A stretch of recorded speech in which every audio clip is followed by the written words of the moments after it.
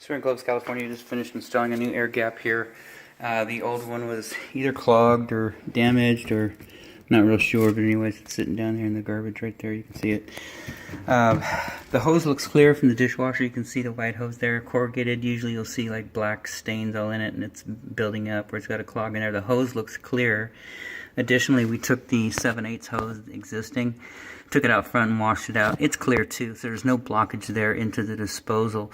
You'll have to take this for a test drive and get a load of dishes going through there and make sure you don't still have the same problem. But it's just a little transfer device. That air gap right there, the little 5/8 white hose goes up, transfers over to the 7/8 hose, and then down to the garbage disposal. So you want to make sure that that's all free and clear. Like I say, it doesn't appear that anything's blocked, but you'll have to run a load of dishes and then check it out. So this is all brand new. This is just straight out of the local hardware store around the corner here.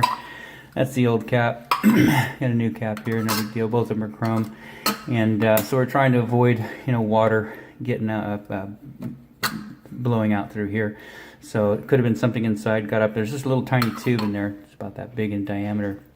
And if it gets blocked, it won't come up and transfer to the other hose. So brand new here, little cap there.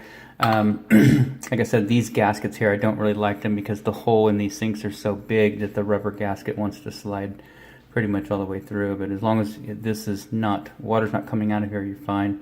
We'll go ahead and put some silicone around this edge right here, and then around the bottom right there. It is effective, but if this is always blowing water, you're going to get water, eventually get water through this hole. And then also this gasket right here, there's 3 holes, 1, 2, 3, and you get water through there every time this backs up. And then of course, grout line back there, same thing. You get back behind there in the tile, and then it gets down to the cabinet area. So anyways, that's all installed. Outside of that, this installation is done.